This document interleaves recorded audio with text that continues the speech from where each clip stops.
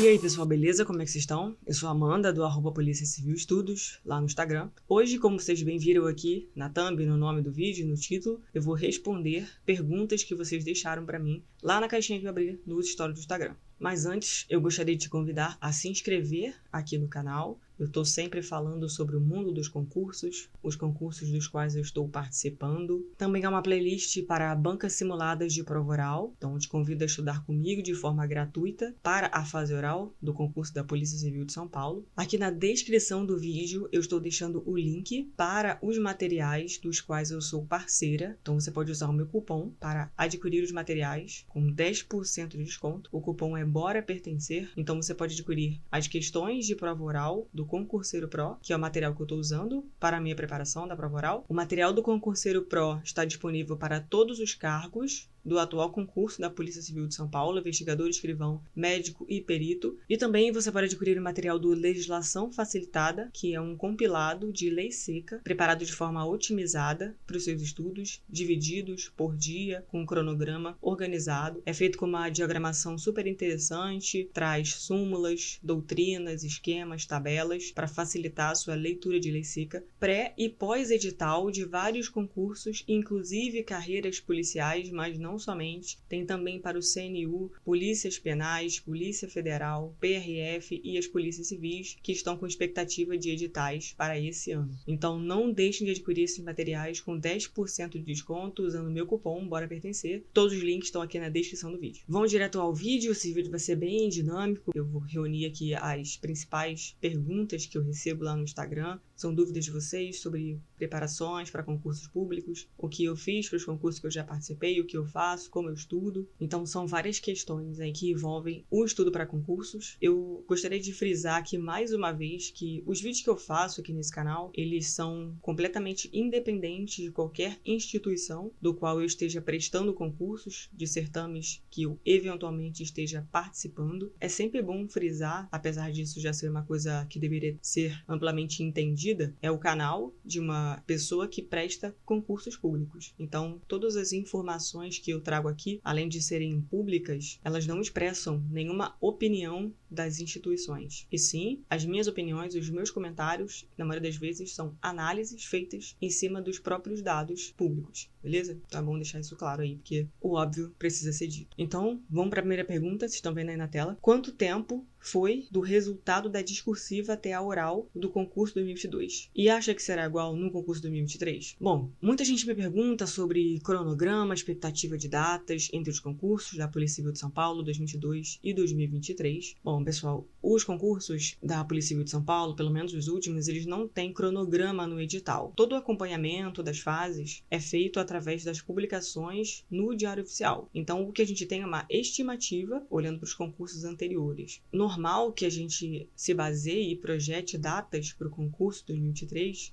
tendo como referência o concurso 2022. Porém, isso é só uma estimativa. Cada concurso funciona de um jeito, é previsto e autorizado com um cronograma interno, pelo menos uma estimativa. Às vezes os concursos acontecem em governos diferentes, com administração diferente. Então, a gente pode usar como referência os concursos anteriores, mas não como uma certeza de que as datas se replicarão. Houve um hiato muito grande entre o resultado da discursiva e a prova oral no concurso 2022. Inclusive, esse hiato já foi matéria de comentários do próprio secretário de Segurança, do delegado-geral, de forma que isso era uma coisa que deveria ser ajustada para o concurso 2023. Então, houve ali um consenso da administração que essa demora entre a prova discursiva e a prova oral foi demasiadamente grande e que isso não deveria se replicar para o concurso 2023. Então, a nossa expectativa é que o concurso 2023 ande mais rápido do que o de 2022 está andando. Obviamente que, enquanto pessoa que está participando do concurso, eu espero realmente que ele seja mais célere. Acho que é do interesse de todos, não só dos candidatos, da administração, né? A gente sabe aí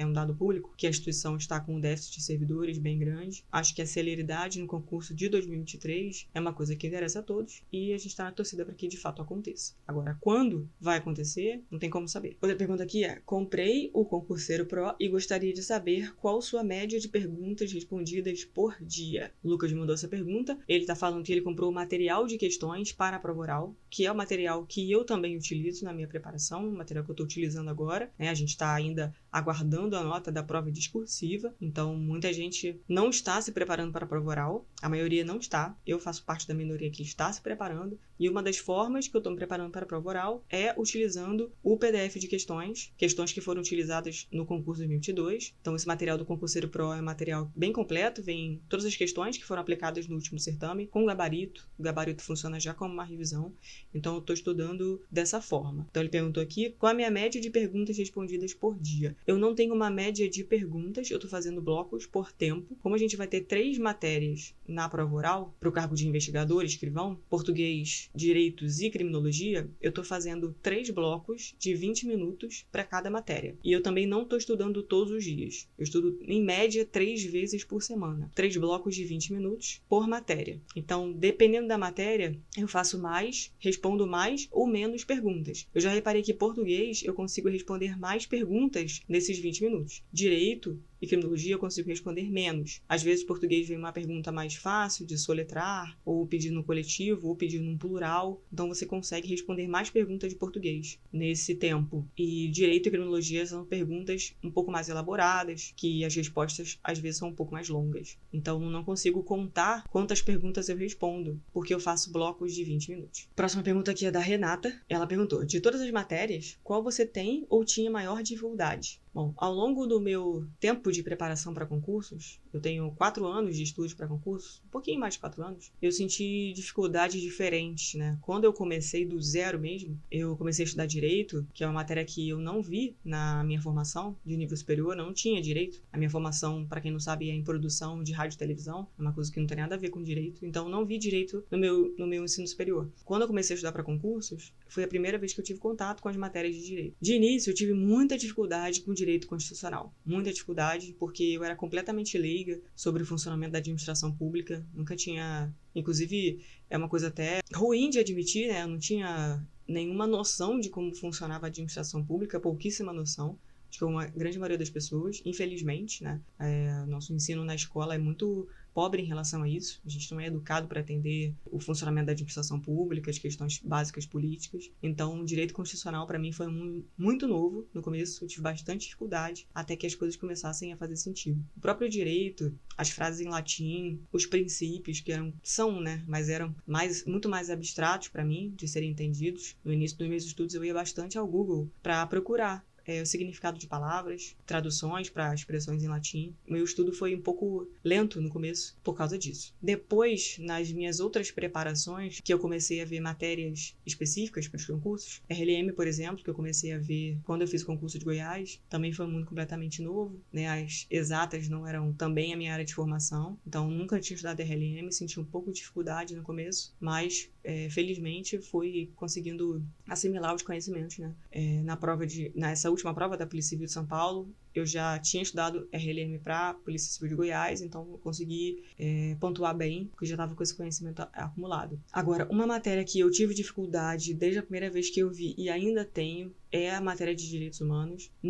A dificuldade não é entender o conceito de direitos humanos. Essa parte para mim é mais fácil. A minha dificuldade nos direitos humanos é gravar as datas e os tratados e convenções, porque geralmente as provas trazem perguntas que é até um jeito curioso de você aferir o conhecimento do candidato, quando você pergunta tal especificidade está prevista em qual tratado, em qual convenção. É o tipo de pergunta simples de decoreba, né? Para você gravar a letra de lei. A parte que eu menos tenho dificuldade de direitos humanos é a parte que prevê o conceito, a evolução histórica, principalmente quando você estuda conjugado com a Constituição Federal. Mas a parte que pergunta das datas, dos nomes dos tratados, é um pouco mais complicada para mim. Próxima pergunta do João Paulo. Acha possível chamar todos os remanescentes desse último concurso da Polícia Civil de São Paulo? Olha, João, possível acho que a maior barreira que existe é a questão fiscal, né? Porque quando o concurso é autorizado, ele é autorizado por um determinado número de vagas. Então, quando chega lá no final e você tem mais aprovados do que o número de vagas e você pretende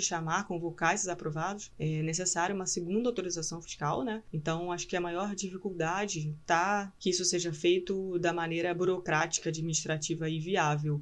Óbvio que é interesse da administração chamar, né, principalmente, especificamente falando agora da Polícia Civil de São Paulo. Como eu disse, há um déficit muito grande de servidores e é uma forma de você também otimizar o recurso público, uma vez que você aproveita muitos candidatos do mesmo certame. Então, você otimiza ali o investimento que a administração fez.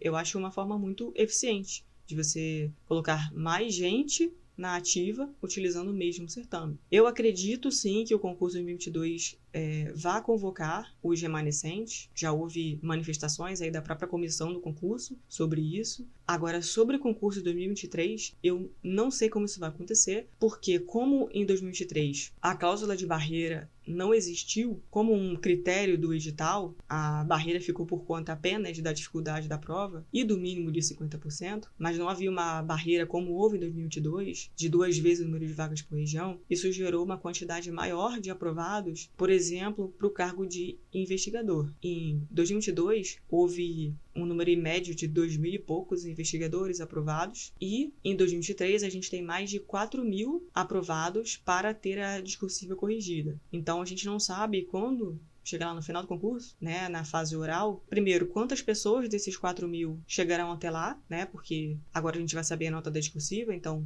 algumas pessoas serão reprovadas na prova discursiva, outras pessoas serão reprovadas nas outras fases, né, investigação social e etc, ou pessoas também que desistem do concurso. Então a gente não sabe desse número, né, de 4.000 e pouco que a gente tem hoje para investigador, quantas pessoas chegarão lá no final, de forma a gerar uma situação onde a administração possa escolher convocar todos aprovados para a prova oral de uma vez, ou talvez fazer 2 turmas de arguição para a prova oral, formar um cadastro reserva para chamar uma turma 2 depois, quantas pessoas vão para cada EPOL ou não. Para escrivão, está um pouco mais tranquilo de projetar um cenário onde eventuais remanescentes sejam chamados pelo número de aprovados de escrivão, que foi mais baixo, mas investigador, que está com um número bem alto, então a gente tem que aguardar mesmo para saber lá na frente, quando chegar lá na frente, quantas pessoas estarão aptas a serem convocadas para a prova oral, primeiro de tudo para saber se todas vão ser chamadas de uma vez só, e depois lá, após a prova oral, quantos aprovados restarão na classificação final depois da prova oral, e saber se quantos remanescentes haverá, e para essa eventual convocação para cada EPOL, se todos serão chamados,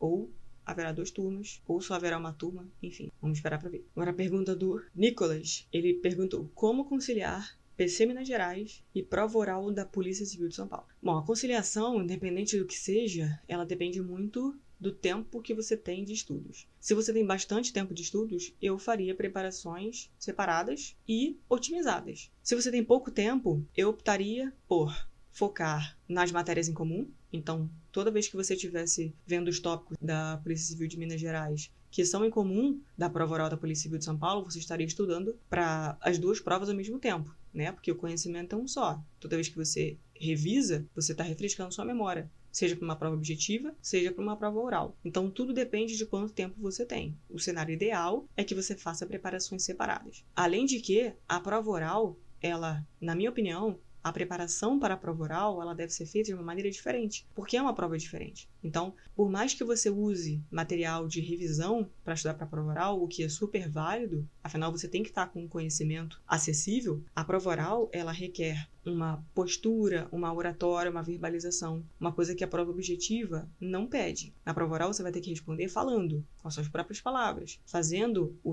a sua organização de ideias, seu raciocínio, principalmente sob uma pressão bem maior do que uma prova objetiva. Então, independente de você conciliar ou não o estudo teórico, a prova oral requer que você faça uma preparação voltada para a questão verbal, de oratória, e de postura, e etc. Então, depende muito do seu tempo, e tem esse detalhe de que a prova oral, ela requer um tipo de estudo um pouco diferenciado. Mas sim, é possível conciliar, com certeza. O Alex perguntou: boa tarde, Amanda, tudo bem? Tem ideia de quando sai o resultado da escrita escrivão e investigador de polícia?